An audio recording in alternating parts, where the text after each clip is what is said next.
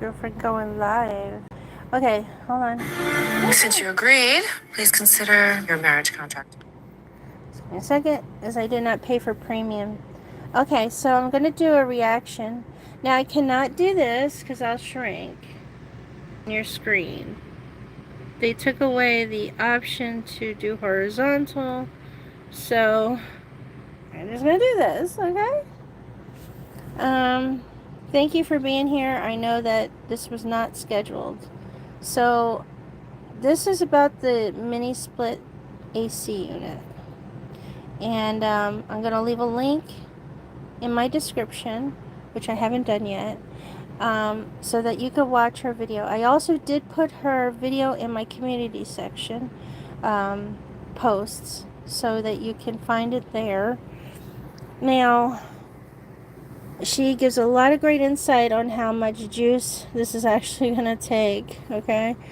There is another type of AC unit that takes water. So hold on, let me see if I can find that.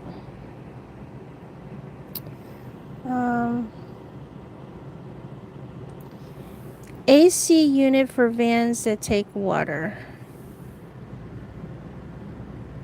Okay, so I believe this one is it. I don't know.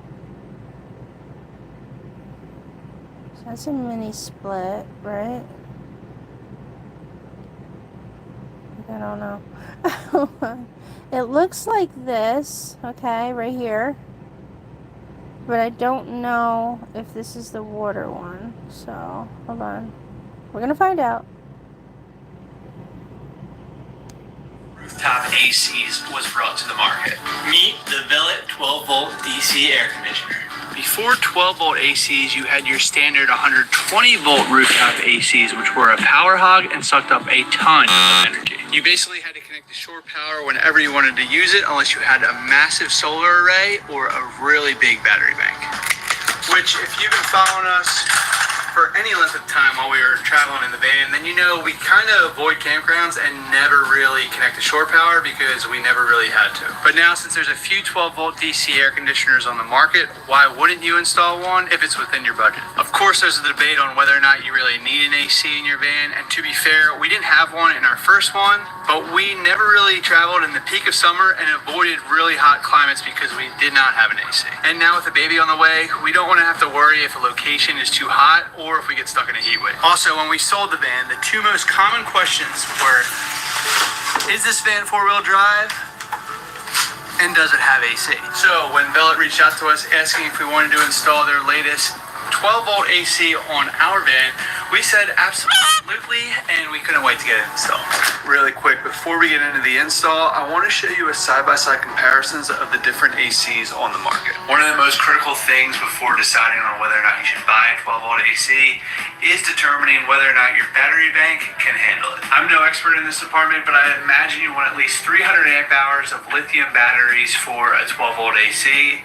But I'm not really sure if you'd be able to run it all night long without the help of the sun beating down on your solar panels during the day, keeping your batteries charged. We're going to have 540 amp hours of battle-born lithium batteries in our van, so we should be just fine running our AC unit all night without the worry of depleting our batteries completely, and we'd be able to run other appliances as well during this time. So for this assessment, we're going to look at three different ACs on the market, arguably the two most popular than the Vellet.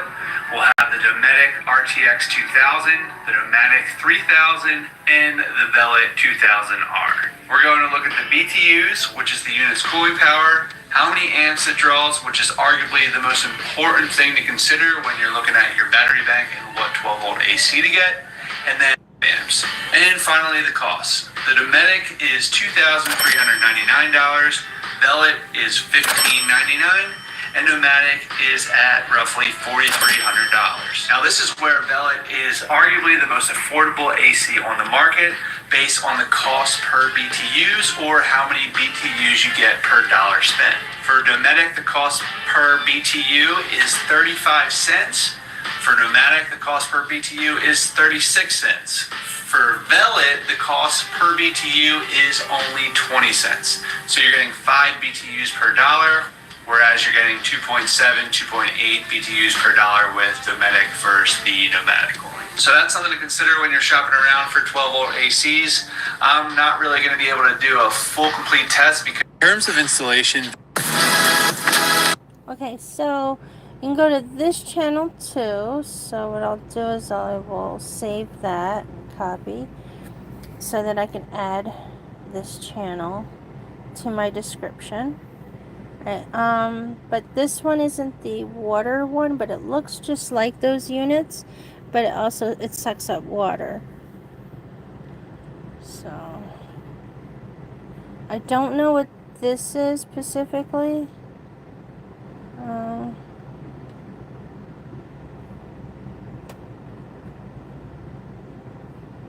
Then there's these ones, but I was told too they're not as good.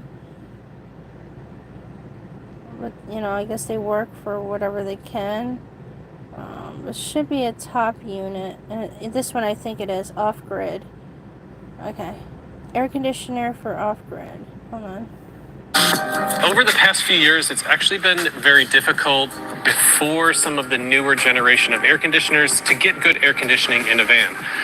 Clients typically want air conditioning off-grid, meaning they don't want to have to plug in to a house or a campsite. And obviously you don't want to be running the vehicle all day in order to just get air conditioning. Prior to about 2019, there weren't a lot of great... They say don't run your vehicle all day, right? I'm driving just fine. Okay, just so you know, it's 24/7 here. 24/7. I am running it. Okay? And I ran it through the night. I do give it a break here and there. In the middle of the night, I'll give it a break at least 3 hours or 2 hours, as much as I can handle.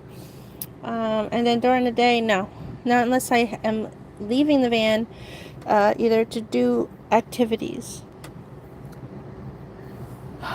There are times where I left it alone for a whole day, and then I would have some issues. Or, not a whole day, because I didn't have any issues for a whole day, excuse me. I would have left it maybe 3 days and didn't run it, because I was at my shop. And was too busy at the shop to go anywhere. Didn't drive it. Then I was feeling some issues.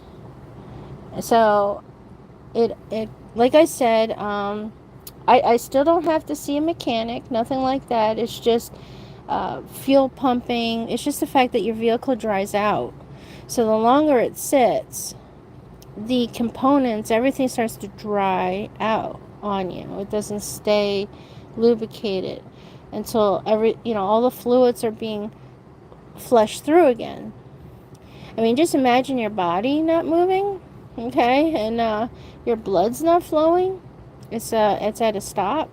You think that your components within your body is going to remain with all the fluids that it needs in order to be functioning.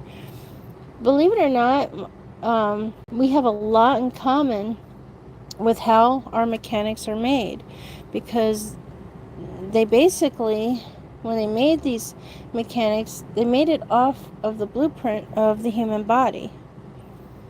Okay, so I feel in my mind that my vehicle runs better, that I have been running it longer than I should be, per day, per night. But that's me. That doesn't mean I'm correct in any way. It doesn't mean that tomorrow my van doesn't run anymore. But I have been doing this so far the whole summer, whole 30 days and a half. So we're on another month, right? And I'm still up and running with no issues whatsoever. Now, however, certain components will need to be changed, or it will ruin, because I believe these components are not meant to be boiled.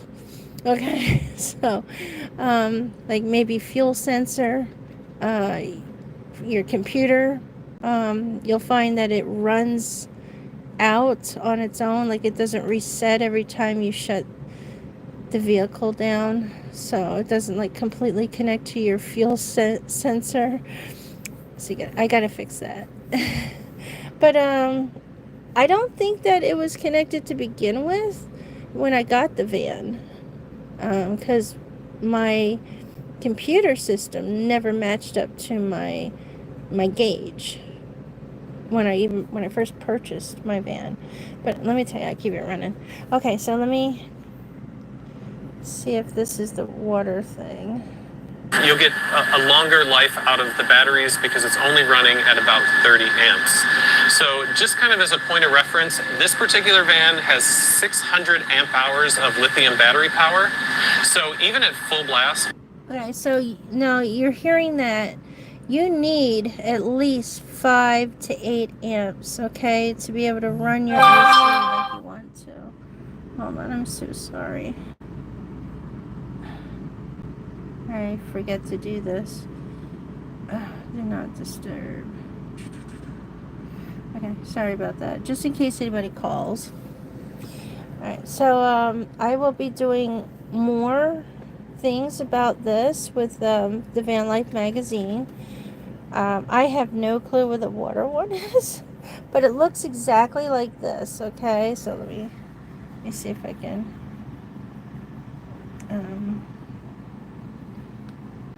oh Lord, help me. Okay, it's not working out that way. But it looks like this. Seriously, but it runs, it's a swamp cooler. So let me see. Swamp cooler AC units for van life.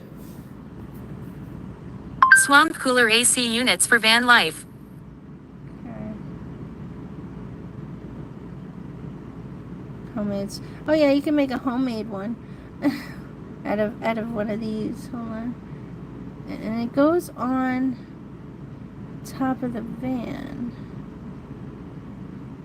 How to stay cool. Alright, so it's just something, I think it's this. The 12-volt air conditioner. It might be this. Hold on. Let me see what he says. Oh. That's what you get when you don't have the premium. You gotta deal with the countdowns. Okay, so before we start this, I'll put a link of this one too in my, what do you call it? And the thing is, right now, I know I'm not, I'm scatterbrained at this point. I will be nitpicking different things, but we won't be going through it like this. I will have a video done, okay? But I won't have time to edit videos and create proper videos until winter season. So for now, this is raw, okay? Raw information.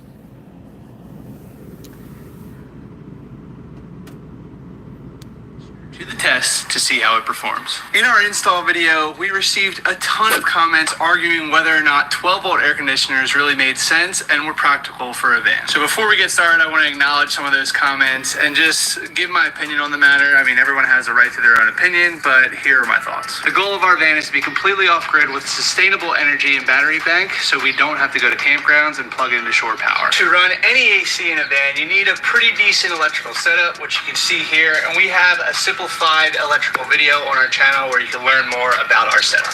12-volt air conditioners are arguably the most efficient air conditioners for any 12-volt system because you don't have to invert that power or convert it to 120 volt for some of the older type air conditioners that you see on RVs. Some people say they can get a window unit for $250 at Home Depot, but this isn't really practical for van, especially when you have other options. I'm not really sure where you would put this because this would have to go in a wall, and walls are extremely valuable with the limited space in a van. And not to mention, you would have this giant piece sticking out the side of your van. People were arguing with me about how 120 volt air conditioners are more efficient, but that's simply not true because even 8 amps at 120 volts equals 80 amps at 12 volts. And most 12 volt air conditioners run below like 60 amps. I know this one does as well. And we'll see that in the test. So, I don't know. I'm trying to... So now with that, guys, you're understanding the battery system you're going to need. Now, when I do find the water one, because I don't know if this one is, it looks just like it, but but it draws water in order to run it. Alright, so when I find it, I'll make a video on it.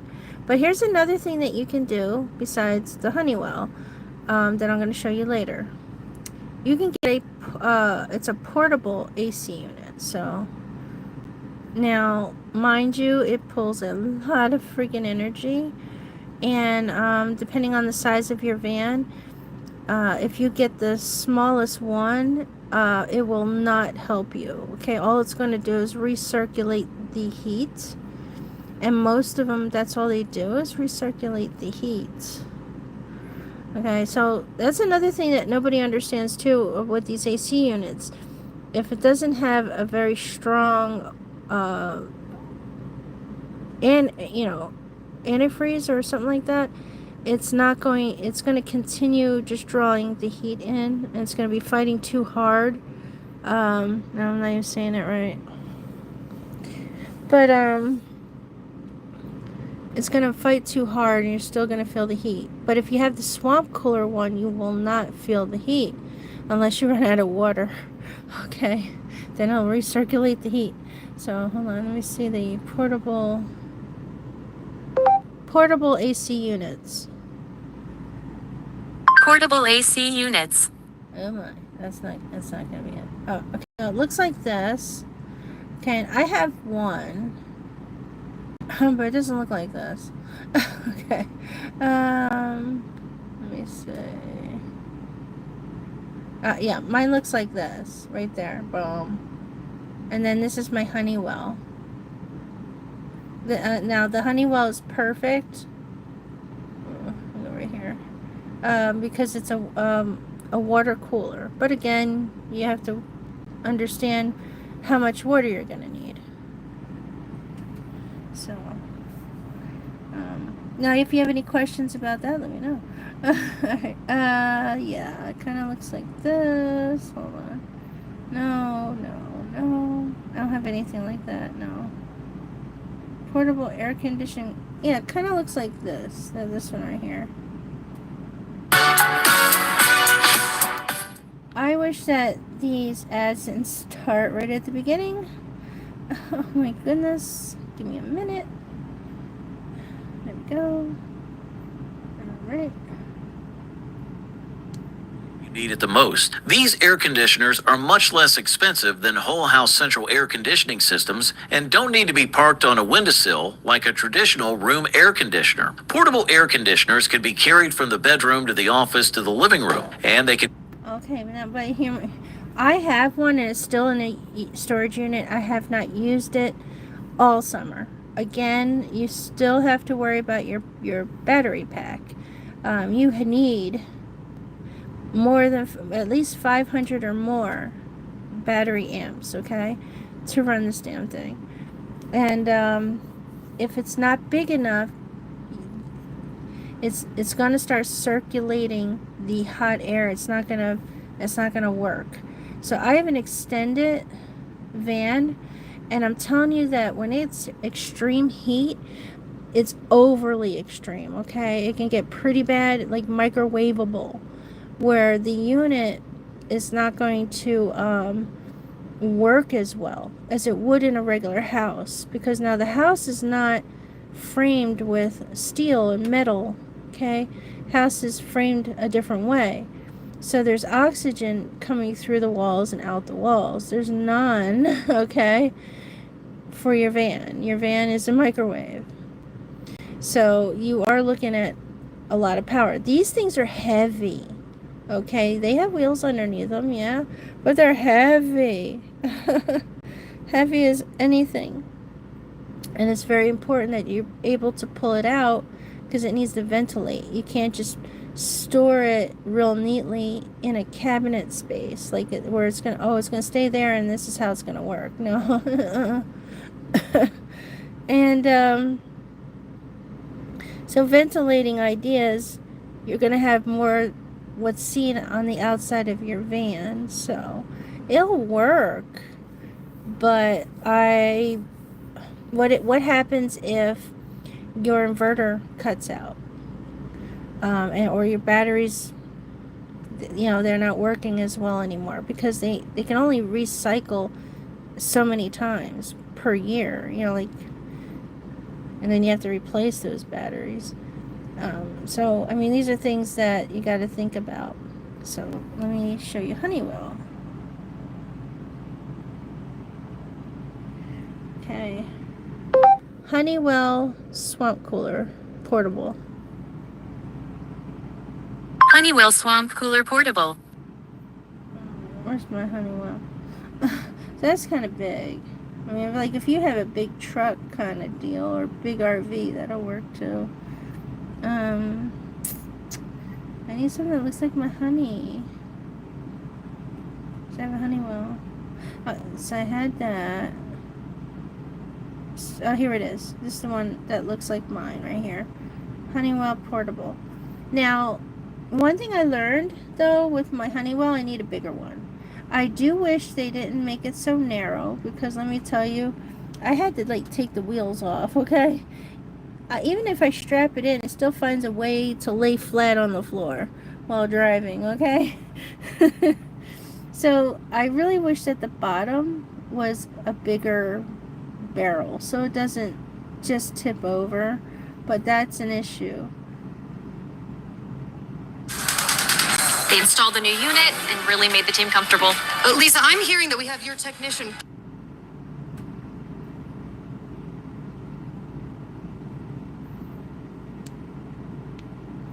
Okay, so here's the Honeywell. This is exactly what I have in my van.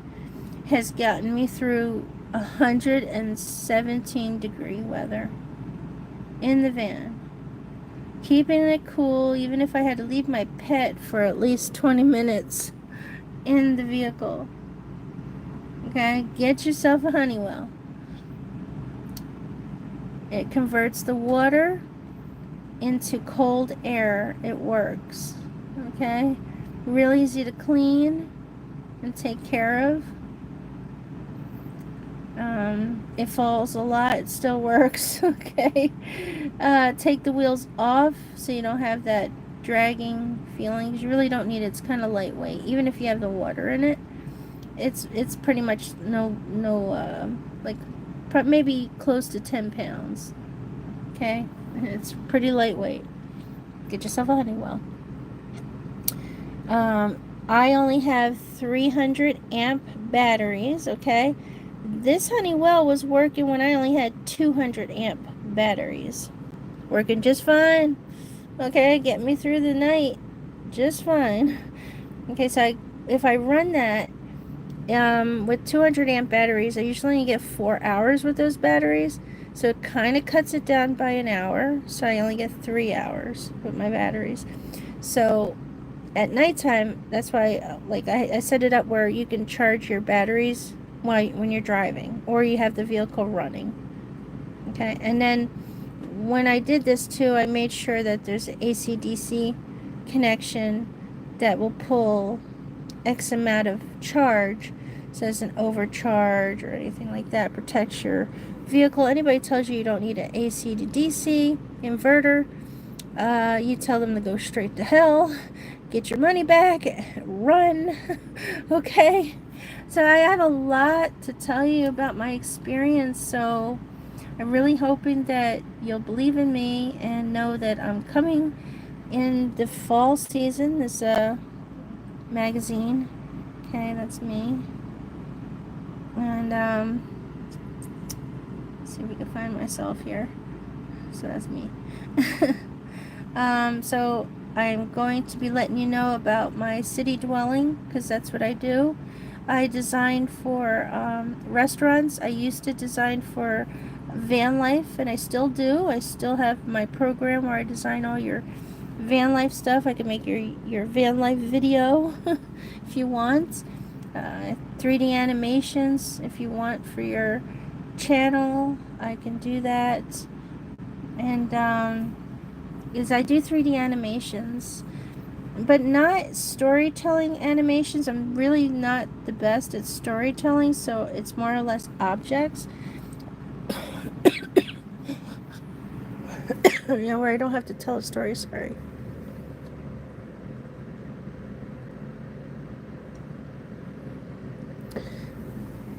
Yeah, so let me show you. So for the restaurants, let me go here, back out of this, go to my albums. Okay. So what I end up doing is I do animations for, not animations, but like 3D models. Okay, so I don't do blueprints, but I'll use the blueprints to build off of, or I'll have somebody do the blueprints for me. But what I do is I create them so that there's more look to it. And then I change the colors of them. So this is what I do for restaurants. And I can put any fabric on this that they like. So they can see what it's going to look like.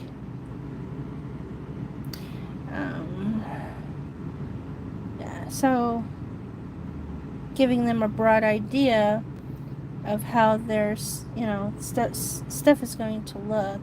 I did have a channel that was specific for this, but YouTube took it down under whatever they called circumstances.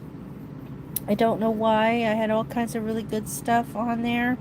It was my portfolio, but I didn't know how to get it back. I still don't. So I'm just going to mix it here, if you don't mind. So I used to draw them, okay? I used to draw all these out before I got into 3D, and, so that's what I did there. And then I would have the videos, so you can see me building them, okay, how I start and everything, shaping and modeling, okay, so yeah. Chairs, okay, so oh yeah, had a tuft, doing the tufting. So it's not an easy task to do the tufting in the 3D animation, but I learned. So I'm still learning, okay? So I'm not the best at any of this junk in the trunk. Okay. But that's what I do. And then the animations that are in on my channel, which aren't on here specifically. I mean, they are, I just don't want to sit there and search for them, if you don't mind. Okay. So I create stuff like this so people understand when they're doing a U-booth, how many people will be sitting in there. I do have a lot of those, right? The size, the standard sizes. They do try to get me to build to fit in non-standard size, and then I make sure that they understand that they're losing maybe one person, maybe two people because it's odd, sorry, and or 3 individuals, 2 to 3 individuals within their idea of space. So if it's an odd size, it doesn't make any sense when it comes to seating people. I make sure it's very clear to them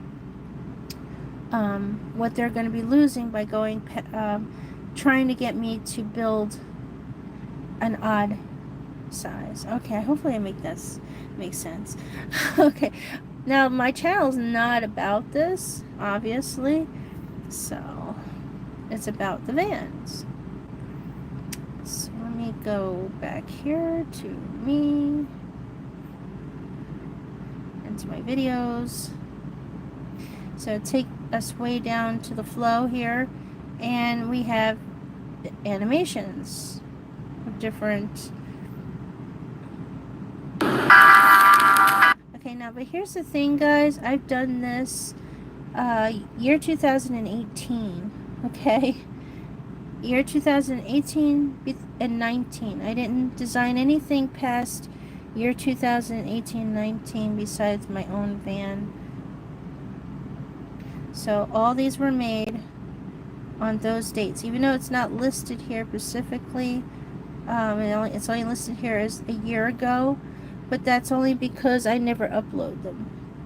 Here, I uploaded them on Facebook, okay, or sold them to whoever wanted me to make it for them. So now, however, I don't want to make these for you, but I do want to discuss ways of making your build worth it. Okay. Other things too is how to make money off your build. Okay. Because you can rent these out. Depending on what state you're in, where there's mostly parks and stuff and places to explore, to do the van life, they'll rent them out for a week, sometimes the whole 30 days. And the going rate is between $187 to $275 a day. So you can only imagine how much you'll be making per day. And then the companies you would go through that would that take care of the rentals. So I have to show you that too, because that's my dream. Like, I'm dying to be able to do that. I would really like to rent them out instead of trying to build them. I want them already built, or have somebody build it for me and then I rent them out. I like that idea. I don't know how much percentage the company takes, but they handle all the insurance, all the down payments that they would have to put down. They do their best to protect your vehicle as much as possible. Now, when you want to start this business, it's kind of hard to start it with one van, because you don't know if they're going to mess up the van, okay? And then and if it's in the shop, you lose money, okay? You can't rent it out, nothing. Wait till you have like 2 vans and then start doing that. All right, so I'm going to play something else.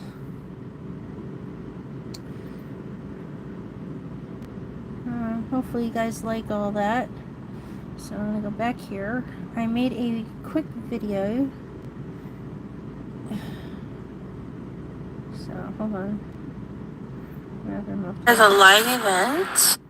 Okay, so I made a quick video. It's not really that quick, 28 minutes, 16 seconds.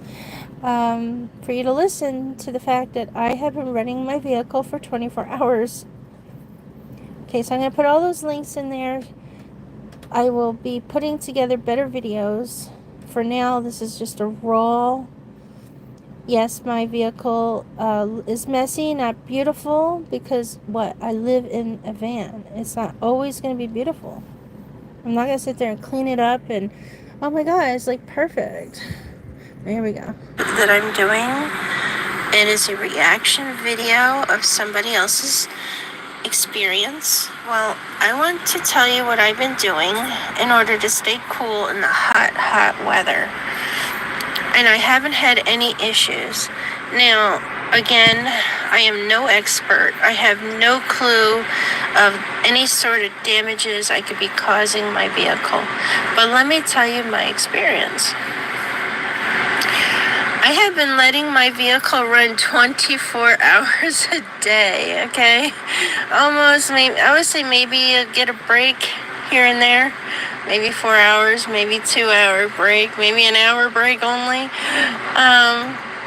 Depending on how long I need to be in this van. If I'm not doing anything outside this van, you know. So what I want you guys to understand is you're spending money to put an AC unit that's supposed to run off your system. Now, if you would like a unit that runs really well off your system, not your vehicle, and running your vehicle constantly, and having to be in the vehicle to keep it cool. So you want to look for it's an AC unit, but if you fill it up with water, and so I'll have to look for that. It's almost like this, but it's a real unit, and it goes on your roof. It looks like a real AC unit, but what you need is enough in your water tank. when you're building, you gotta think of this water. Okay, so when I make another video, I will do it when I find that unit. So, but I'm gonna be talking about it. Sorry, I don't have any pictures popping up. Like I said, no video editing. It's completely raw at this point until winter season, okay? But I have a lot of subjects for you. Consumption thing, and then it would suck up the water and cool your van and keep your van at a normal temp. It's also works better on your battery system. So if you can only afford 400 amps, it's not gonna last because you need 800 amps, okay? No matter how you look at it. But if you have to survive on 400 amps, test it out. You make it an hour or two to keep the vehicle cool. If you have pets, when you're in extreme weather, it's going to be really, really hard to allow them to be in the van and you go off and do whatever you want for an hour or two. It's going to be pretty hard. All right, so my mess. That's my baby's pee-pee pad. And there she is. She's so cute. I do a lot of work in the van, so right now it's a mess. I have to clean up, make the bed, get my computer going, and because I do digital art, so I'm always on the computer. I take her everywhere with me. So I got her one of these certified. Hi, baby. I just want to get it. Yeah, here we go. He's really looky. Yes, I do. One of these certified tags off of Amazon. Oh my gosh, please let me. A little boo-boo. Here, let me give you some sunshine. Good morning. Good morning. Come here, you. Hi, precious baby. Alright, so these things are expensive to try and get. Like, not this is itself, but to get a real,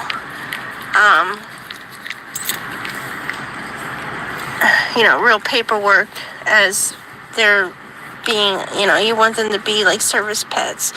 It's easier to get emotional support, but the problem is establishments can still say no and still make you pay as if it's a regular pet or tell you, sorry, pets are not allowed.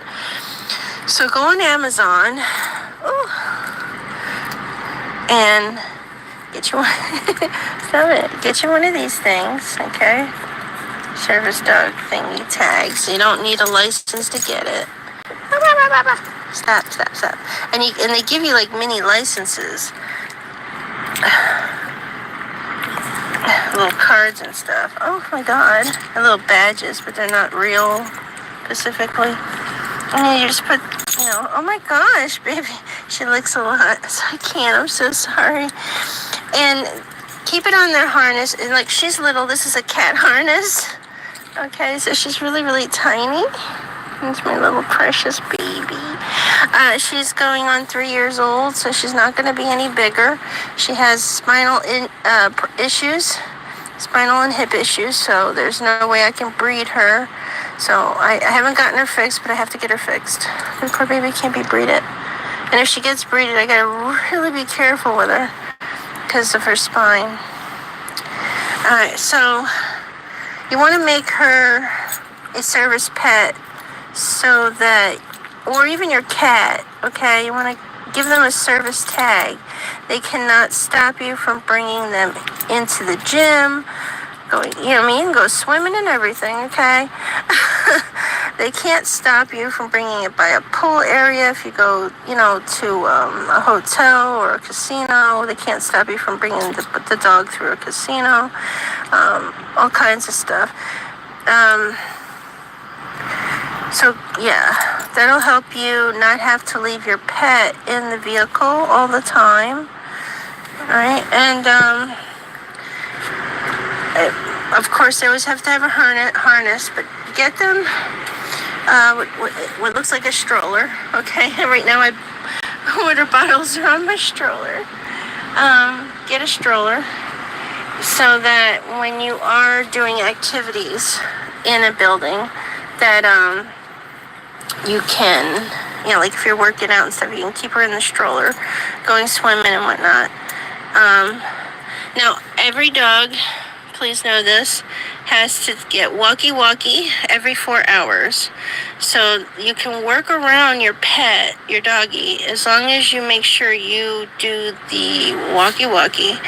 Don't laugh at me. Every 4 hours. And they'll be fine in the basin that the carriage that you buy for them. Make sure it's large enough for them to move around, okay? Maybe play with their toys and whatnot. Add some water and food in there when they need it. But they can actually lay in there with no problems for at least 2 hours. You don't want to do it any longer because their muscles will start weakening. And they really need that exercise. So you need to let them out to jump around, lick on you, and love on you. What else? Okay, so as for the AC, it's going to cost you a lot in battery. I didn't do the mini split because I was very concerned about the fact that most of the system is under the van, and you have exhausts.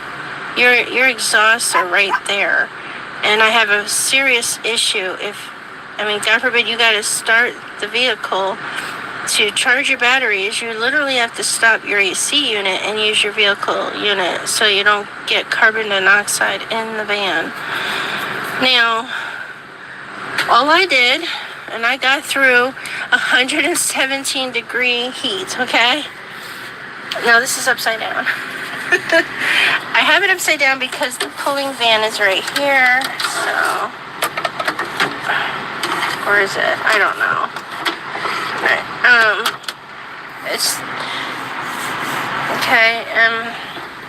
It's an industrial kind of fan. It works great. Okay, it's cheap. On Amazon, much cheaper than buying it through Office Depot. Excuse me. Office Depot used to sell these. Lowe's or Home Depot. They used to sell these, for the offices. But they stopped. I don't know when. Also, look into your Honeywell. It's a swamp cooler. Okay, takes water at the bottom there, and then it turns the hot air into cold air. Now, hear me out.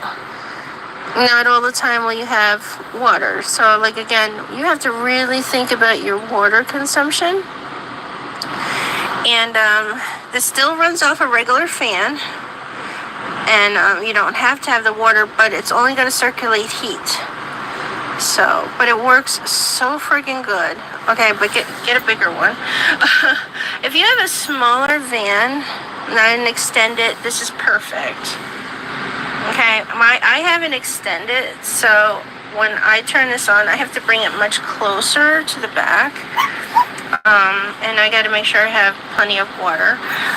It lasts, I think, up to 8 hours with the water. If I'm wrong, it's 6 hours. But I believe I've been doing very well for 8 hours.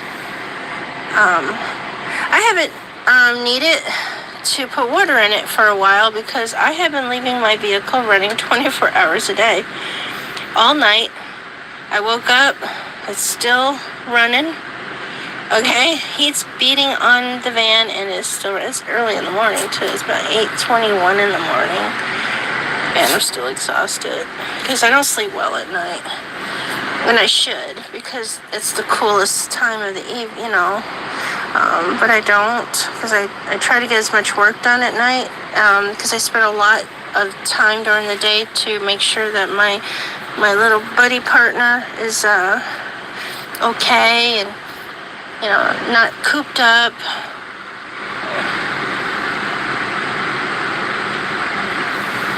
Plus other activities. And I have to keep the van cool because as soon as you leave the van, everything gets so hot. All right, and then another thing that happens is your inverter will overheat, and when you want to use your backup, your electricity, sorry, that has nothing to do with the van, it won't turn on. Okay, as it's overheated. So you got to find a way to cool your batteries and your inverter. You got to cool it down for the battery and the inverter to kick on. So, yeah. Welcome to extreme weather. If you're in that situation where you cannot beat the summer heat or the British cold, okay, do that. I also have a diesel heater. They say diesel lasts long.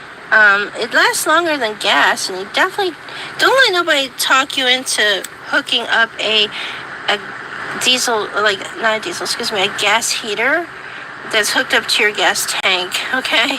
Because that's a whole lot of fuel to be going through quite quickly, and then you gotta wake up if you're still gonna have any gas left in your tank. Don't do that.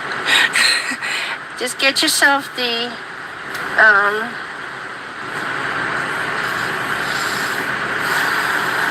which is down here. Okay, so I have an extended.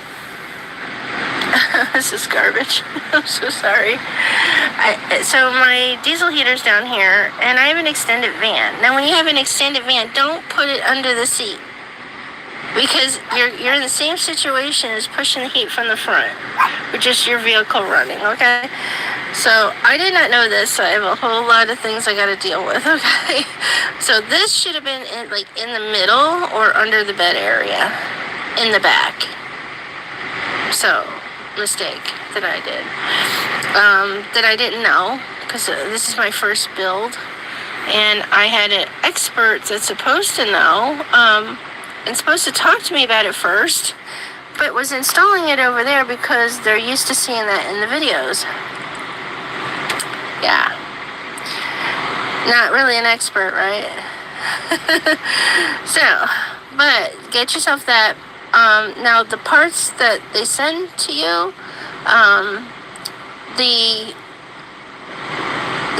exit hose for the smell and everything, for the exhaust, is not very long, so you might want to extend it. You want to extend it out this way, not under the van, because if you have any open holes, which are natural holes, that sometimes are open because wires are coming through it, depending on your builder, or drilling into the floor, which I did when I was trying to build my floor on my own.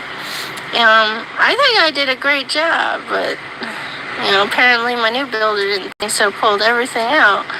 But okay. There's still some issues with his build. It's he only put this much inch foam, okay? I don't know if that's 1 inch foam or wannabe 2-inch foam. I don't know. Way too thin. Ceiling and bottom, way too thin. Alright, because you get a lot of heat at the bottom when your vehicle's running, or heat, from the extreme weather. And if you're cold and freezing, let me tell you, that's freezing. Don't put your feet on the floor, you is cold. Okay, and then the same effect on the roof, which actually you can start feeling it in your brain. It's like a microwave.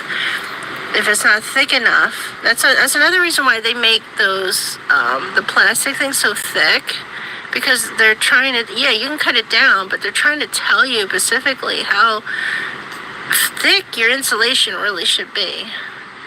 And then you still need to create more of an attic effect, so that there's still oxygen going through the ceiling.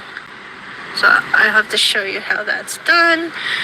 And you don't want to completely seal it too much, because you want it to breathe even in your attic system. So that's why it's so long.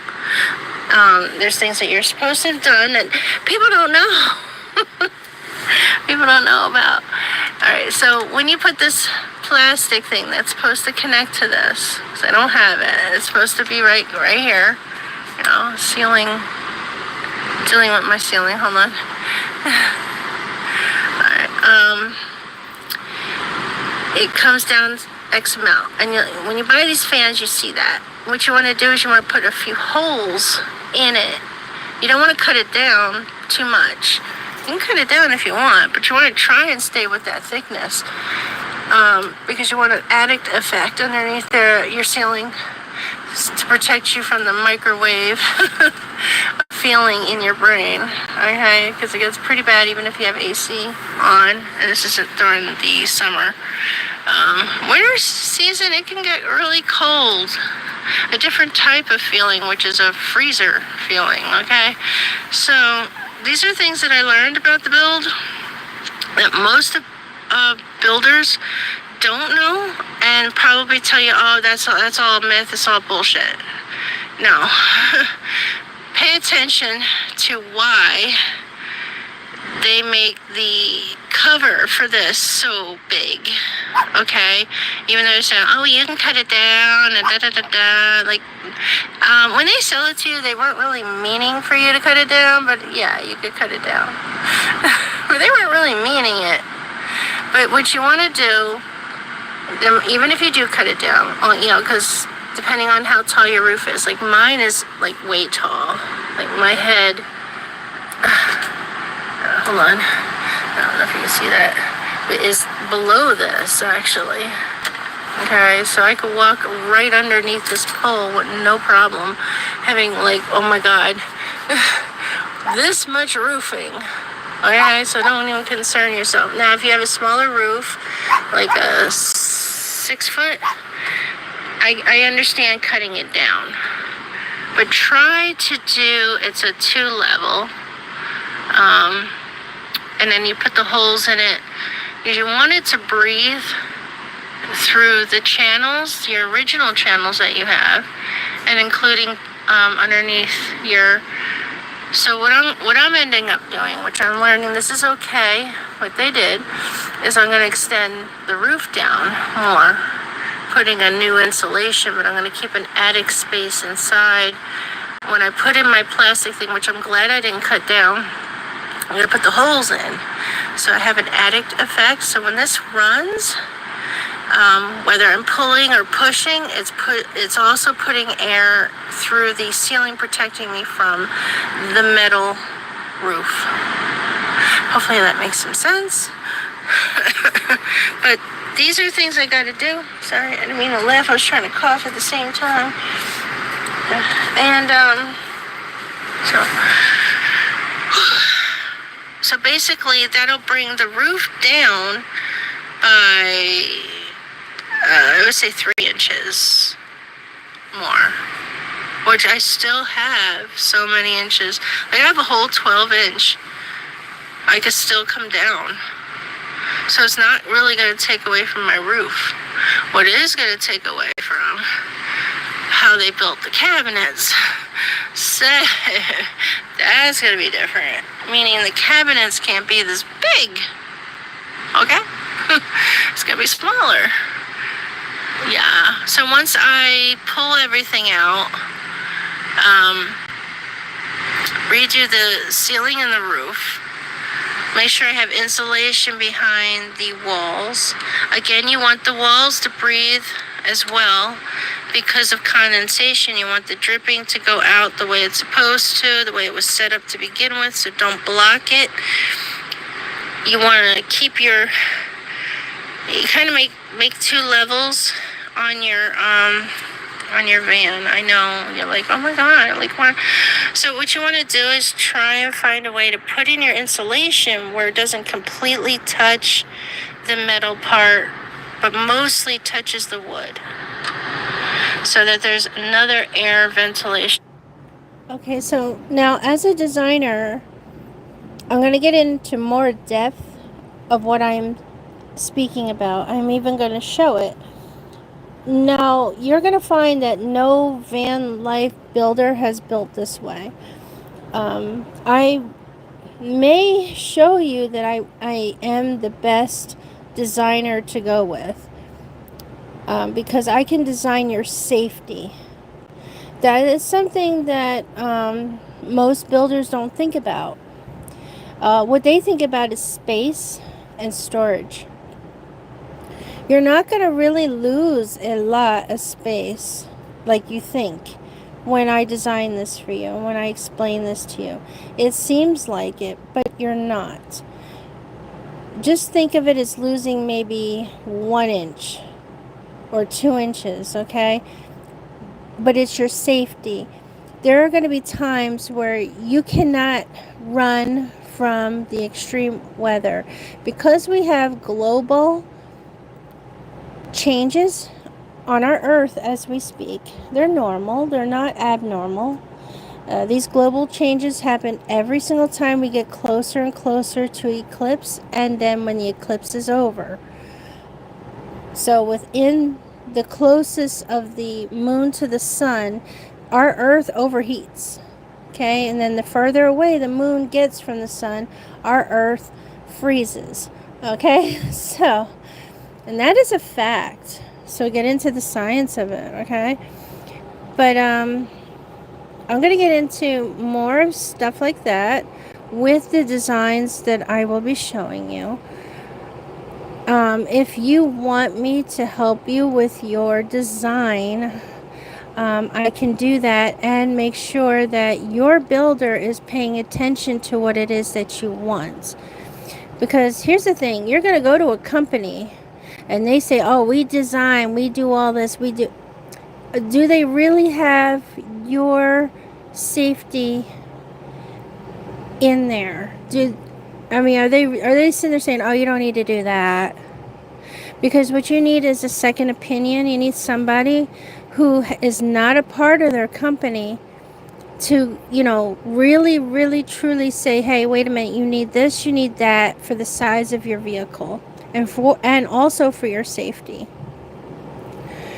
I have situations where they destroyed, okay, my airbags, okay, that are supposed to be on the sides, I guess, of my van to protect me should I crash or fall into something. I mean, they're supposed to deploy. I got nails in them, okay? So I got screws in them. So how is those airbags going to protect me? Okay, so this is a professional builder that did this crap to me. Oh, wait, but hold up. A professional solar individual did the exact same damn thing. Okay? So I can never shut off my airbag lights because my airbags are they have to be fixed. So now, in order for me to prove that, I literally have to pay out of my pocket to get a professional to double check what I'm talking about and put that in writing so that I can go after the two companies that did this. Mind you, they don't want to give receipts. They're very lenient when it comes to receipts. Okay? So, yeah, I got screwed because I trusted people. And when you trust people, it's when they step on you. Because what they do is they befriend you and they look for your weaknesses. They look for, hey, can I get away with this person? How smart is this person? And boy, do they get you. Okay, so hear the rest of this. In the back. I know, you're like, yeah, but oh my god, the heat will get trapped. I mean, well, here's the thing though. It doesn't matter if heat gets trapped or cold air gets trapped back there. You have your insulation and your wood in the front. Keep everything within that. Don't leave any wires or anything behind your insulation. You want it in front of your insulation. Because, yeah, it can overheat your wires, shut your system down, or B, freeze them and shut your system down. Yeah. Okay, so I'm going to pause that. Mind you, I have no insulation behind my walls. Thanks to Pro Van USA of Las Vegas. Fucking bastard. And yeah, I'm gonna plaster that every motherfucking where. He's a son of a bitch. I got him so many motherfucking clients, and he screwed me. We were supposed to be partners. I was supposed to be his part designer. He was making me an office. I was also going to be dealing with all his social media. I was like, whoa. When he got so much business, he said, what do I need you for? I could do this all myself. Makes his own website. He's Mr. Do It All, okay? He can design, do the website. He's a major engineer, right? Okay? He screwed me. And then he screwed our deal by lying to me. Then he tried holding my stuff hostage. Let me tell you, it was a nightmare. So I still have a story about that, and I still gotta find the videos where I actually recorded telling his ass off. So I gotta find those videos, and post them. But I don't want to post them raw like I got here. I want to post them within the conversation that I'm doing. So I am so mad at what's behind the walls, okay? Not what's in front. Well, what's behind? Because, yeah, they can make the front look amazing, but do you know what's behind your walls? Do you know what's running behind your cabinets? Are they using the right gauge wires for everything? Are they insulating properly? No, you don't know because you trust them and you're not there for the build.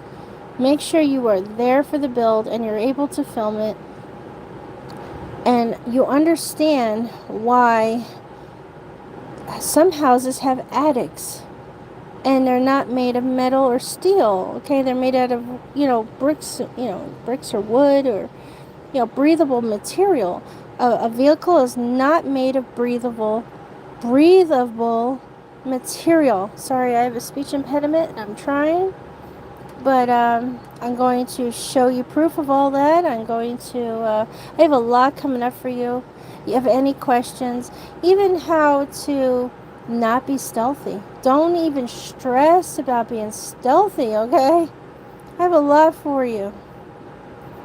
Don't stress.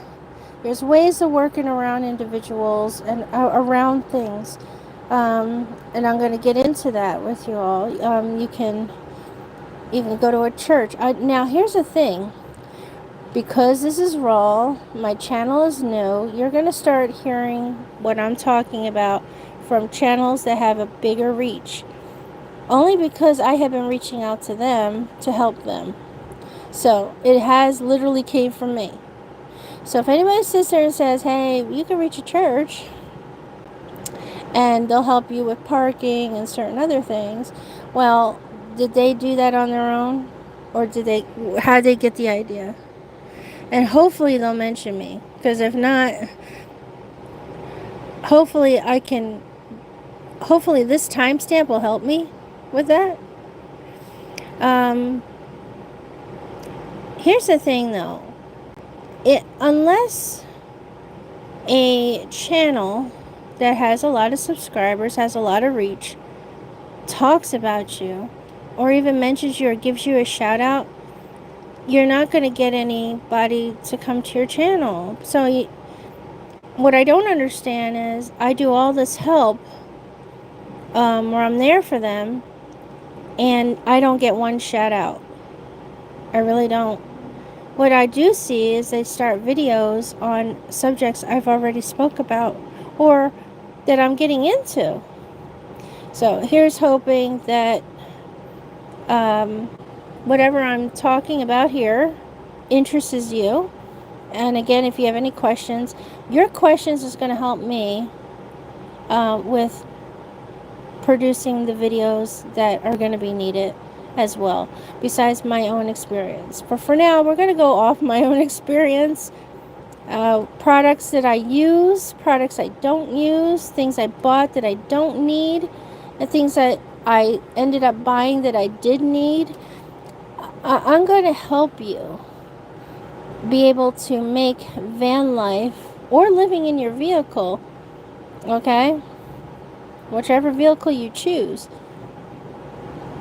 manageable, 100% perfectly manageable. With all the issues you're running through and you're learning from the hard way, I can help you help others not have to suffer and do everything the long way. The hard way, excuse me.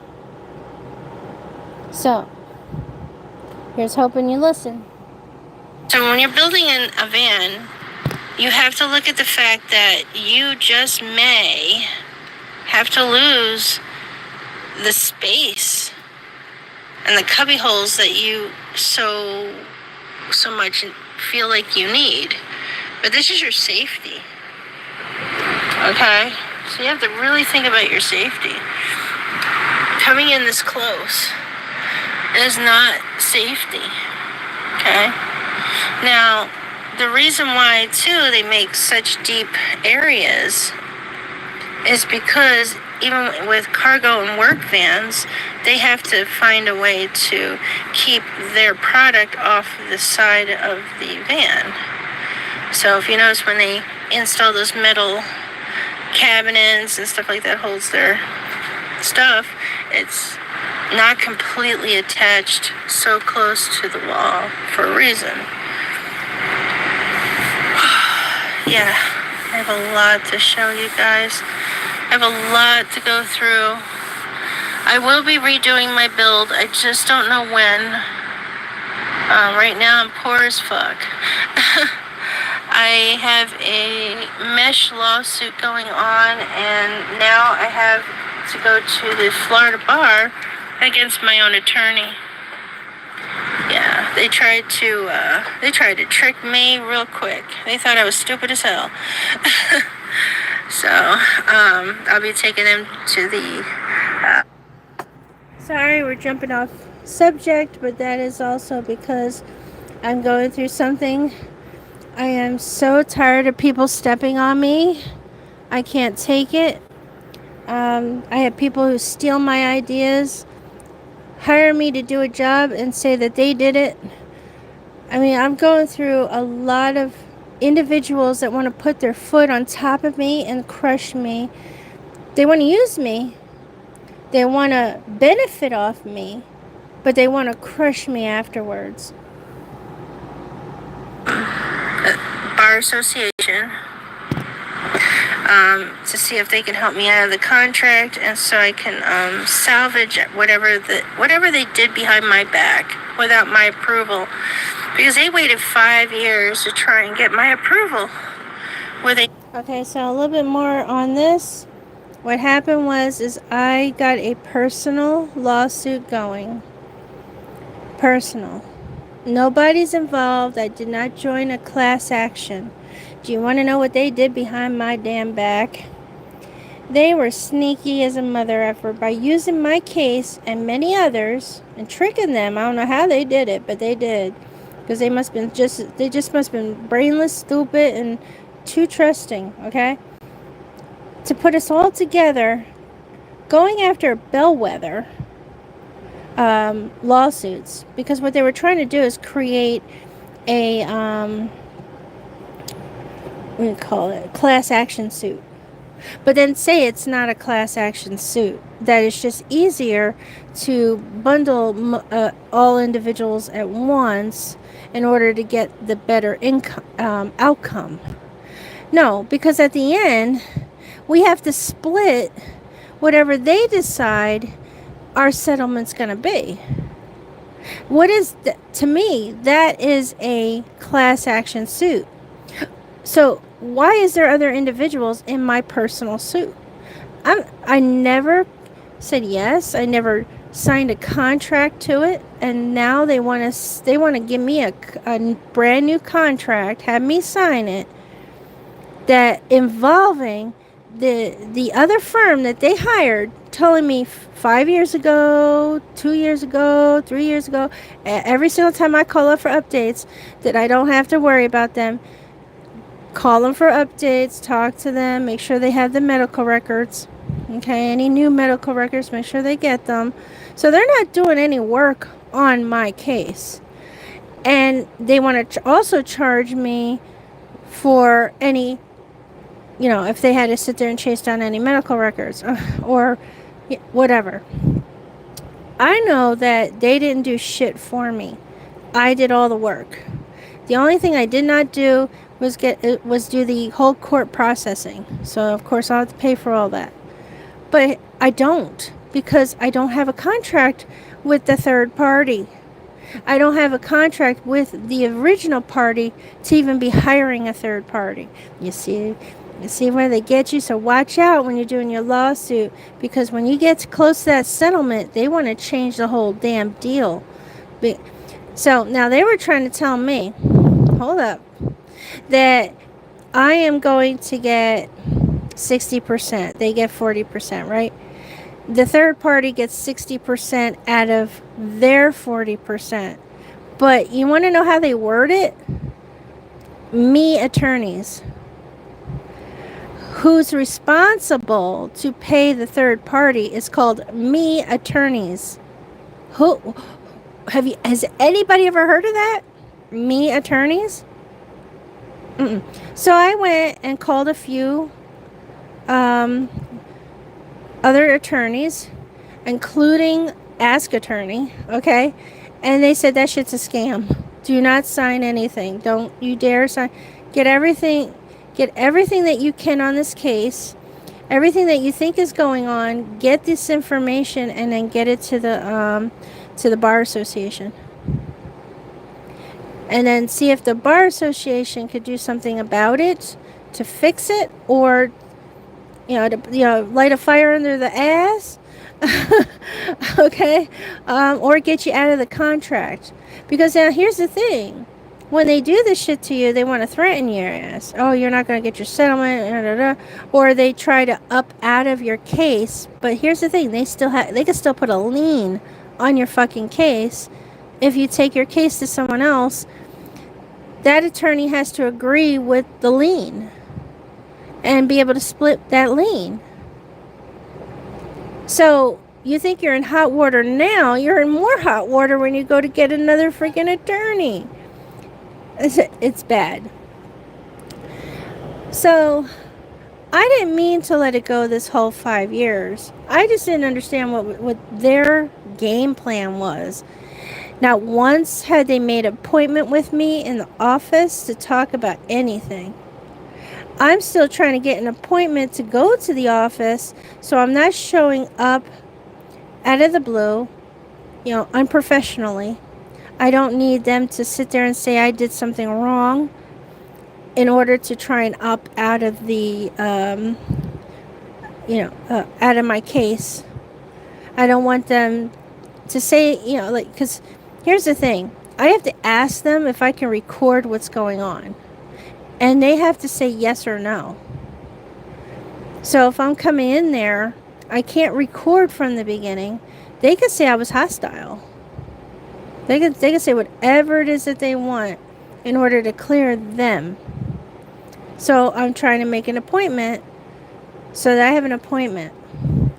Now, of course, at least I have an appointment to walk in there. That doesn't mean that's going to protect me within that appointment. Either A, I'm going to have to sneak the recording, or B, hopefully they'll accept the fact I want to record the session. Yeah. I should have a right to record the session, so for my safety. But I don't know where that's going to go. I'm going through a lot, guys. It's really, really bad. I had a mesh put into my body. This is not a malpractice lawsuit. This is a product lawsuit for the product that almost killed me. That's why I sound funny. That's why I'm going through all the shit I'm going through. Also developing other complications, including cancer. However, my doctors don't want to link a lot of these complications to that. So, because they still protect the mesh product industry, because that makes them money. So I'm still stuck in a damned if I do, damned if I don't situation when it comes to that. But they want me to be not only responsible to paying the other 60%, which wipes me out, they want me to be responsible for any other outside money and cost to their normal, like they normally would tell you, getting the court case going, getting your medical records, all that stuff. I'm like, what is the 60% for? Okay, you're wiping me out, and on top of that, I got owe you money, and on top of it, they still have to distinguish who gets paid out of there too for medical reasons and stuff. I'm wiped out. Even though they're sitting there trying to tell me, no, the 60% comes from us. Okay. I was like, well, you stupid as hell. Really stupid, okay?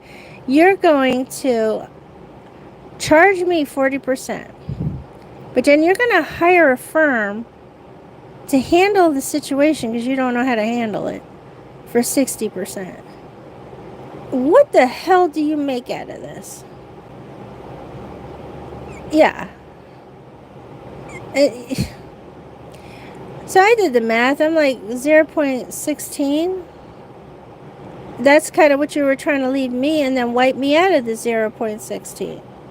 Like, I'm not freaking stupid. I may, be talking in circles and sounding retarded, but I know what's happening.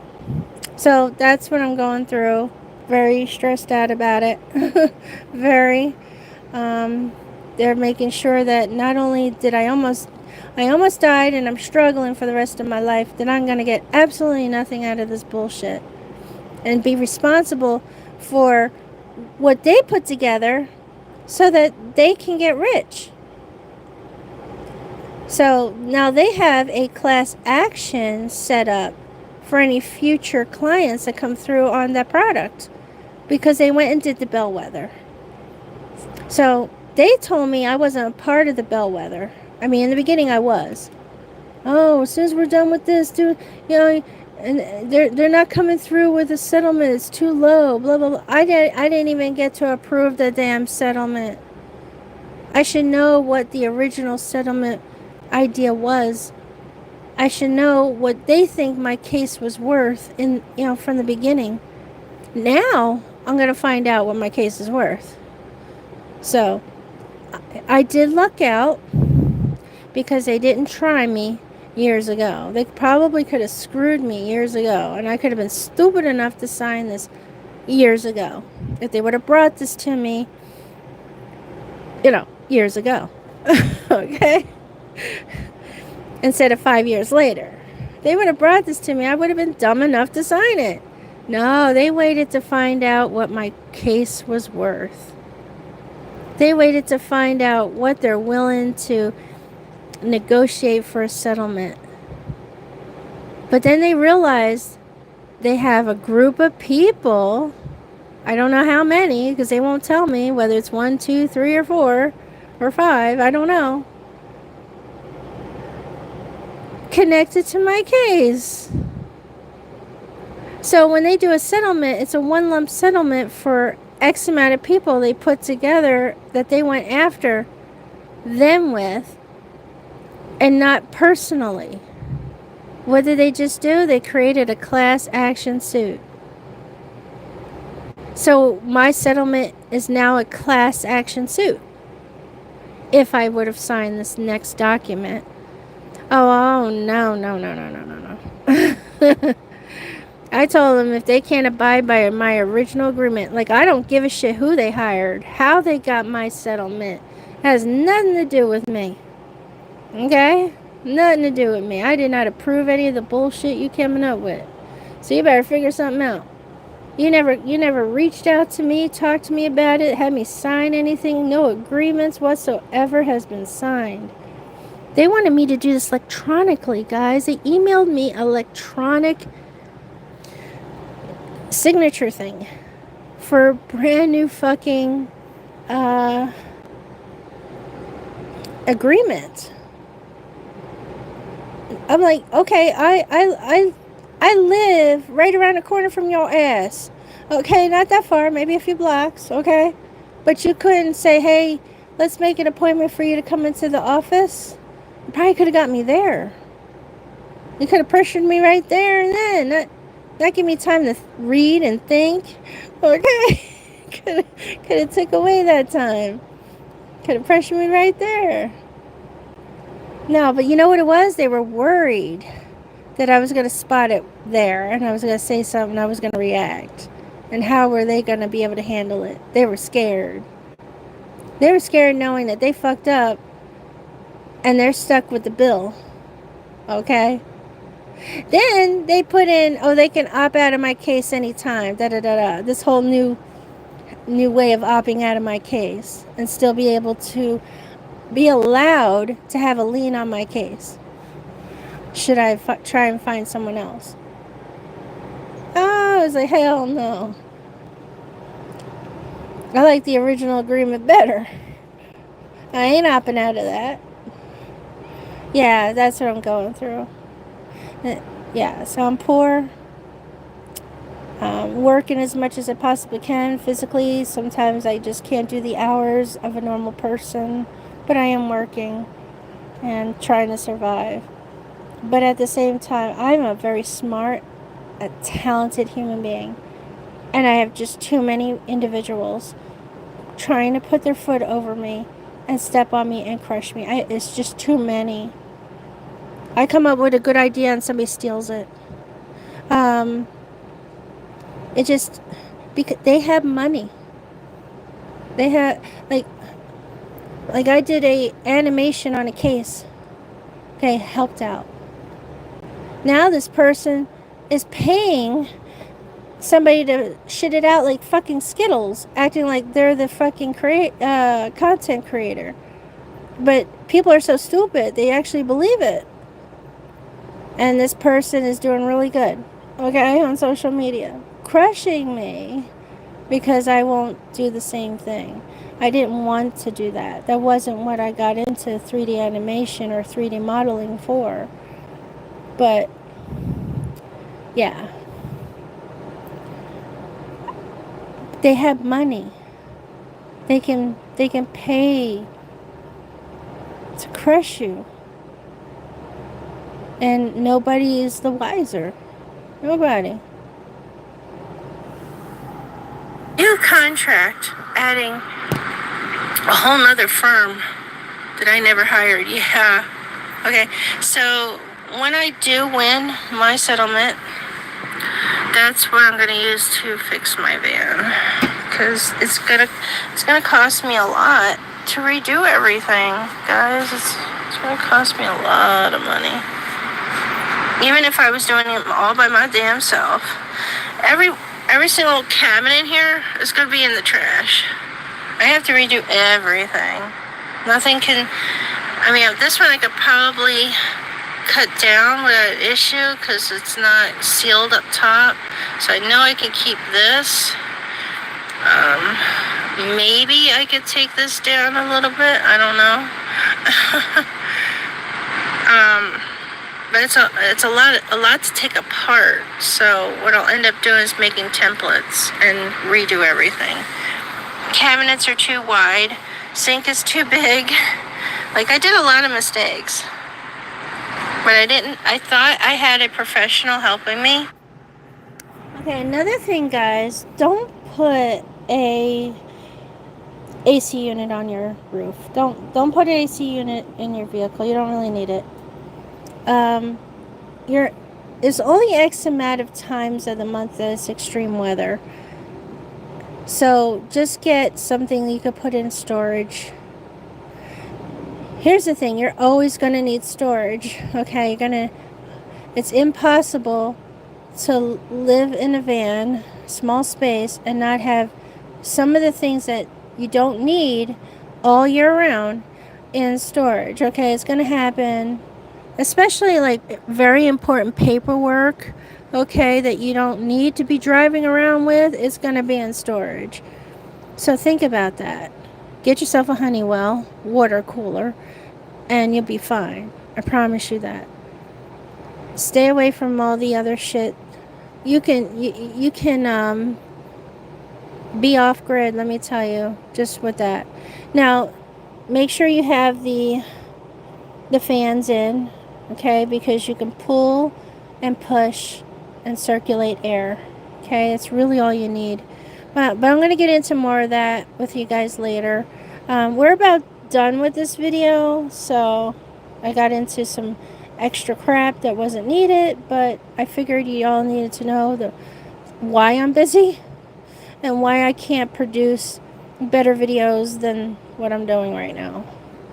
And hopefully, if you like the subjects I'm going to be coming up with, that you'll subscribe, hit the notification. I'm not sure. Sometimes I will go live without any scheduling. Okay? Alright, so thank you for watching. The rest of this is just whatever. So. And I didn't. I had a ripoff artist. A really fucking good one. And do not go to Provan USA. I'm telling you, he's a rip-off artist. He will sing praises for you to the point where you're like, I trust him fully. And then once he gets you into his shop, that's when he starts hustling you. And yeah, he'll hold shit hostage. He'll go past the agreement. Make sure you get agreement in writing, receipts, because he doesn't like giving them. I still haven't gotten a receipt on this, on anything I paid for, or the build, or any type of proof that he actually did it, besides the fact he had cameras, and I have witnesses, sorry. Also, I filmed it. At the time, he allowed me to film for social media, so he knows he's not going to be able to get away with him saying he didn't do the build. But he could say he didn't do this, and that. Because I didn't really film him building or doing certain things. Like electric. Or not putting insulation behind the walls. Or even putting the walls up. I know it looks like an open beer. It's empty. So, don't look at it. It's empty. It's from last night, and I just gotta throw it away. I'm parked. There's a garbage can right outside, so, which is awesome. Yeah, I got a lot to tell you. So now, as for the mini split AC unit, you can also get like fans put in the back, so you don't really have to have the fans on the roof. So if you're feeling like, oh my god, my rig is too small to have the amount of solar system I want, or have the AC unit and the solar system that I want, you put these fans on each of the back doors. Yeah. Something that nobody really knows that they could do. So I'm a really good designer. I've been doing it for a very long time. It's just hiring somebody that listens to you, which is project. So what I mean by putting the fans on the back doors instead of the roof is because if you do use your vehicle to cool or heat, that you can pull it from the front to the back because it reverses. So you can still have it on the top, put it on, and then also on the doors, or, depending on your build. So, if you want to have the AC unit, and let's say you can't use the unit because you don't have enough amps, or you don't have enough water, depending on what type of unit you've got, you have the fans here that can pull from the front to the back. Now, whether you put it on the doors or not, you can still do it from where it's normally located. It all depends on what it is you need on the roof. What do you want to do to the roof? Do you want a deck on the roof? Do you want more solar panels? Do you have enough space to keep them up there? Because you don't really need them on the door, because they reverse and they can still pull the cold air. The only problem is because it reverses and pulls, it is pulling out the cold air. So keep that in mind. But it's still pulling it to the back, cooling everything off. It's still going to make your vehicle work hard, because it's your cold air is escaping. So you have to think about those things too. it seems like damned if you do, damned if you don't kind of deal, right? But there's so many ways of making this build safe, off-grid. And please understand, you're only going to go off-grid with so much unless you know how to hunt, okay, for your food. You're not going to be at all too far from civilization ever. Your shopping, doctor's appointments, you freaking name it. You're not going to be that far from civilization. But however, should you drive off somewhere and get lost, you want to be prepared for that. So definitely make sure you have protection, a way of hunting, making fire, any accidents that could happen that you're ready for. Yeah, there's a lot to think about when it comes to van life. Where and what is it that you need? Now, the best way to figure any of this out is to figure out your lifestyle, not the lifestyle that you're watching, because most of these individuals have mommy and daddy they can go to for money, or they're not really full-time in the van. They just don't tell you they have a house, or they buy property, or they're not literally full-time. They're just doing it for the views. They're just doing it for the to keep up their channel, because that's what people subscribe for. Everybody grows out of this, okay? And some people don't. But I'm going to go over that as well to let you know who's full-time van life and who isn't. So if they're not telling you, you're going to know, okay? So I'm going to tell you. But it's up to you. Like, what is it that you do for a living? What is your health like? Do you know how to hunt your food and cook live game? Okay? Because if you don't, okay, and your health isn't the best, you are not going to be very far from civilization. So you only need what you would normally take with you if you went camping here and there or to the parks. So things to think about. Now, if you're really into serious off-grid, you have to have some skills, because not all the time is your vehicle going to work well. Something could happen to the vehicle, breakdowns, you name it. How are you going to get help? Okay, electric not working when you need it to. We don't know if wherever you end up, if you're gonna freeze to death or you're gonna cook. So, not trying to scare nobody, but that's reality. Because you're in a metal box. You're not in a house. You're not in bricks and sticks. You are in a metal freaking box. You live in a microwave. Okay? Keep that in mind. You live in a microwave. It all depends on how you set up what's behind your walls, under your floor, and your ceiling. If you can definitely change the microwave if you build it right. So here's hoping you subscribe, because I have a lot of information on that for you. Thank you for watching.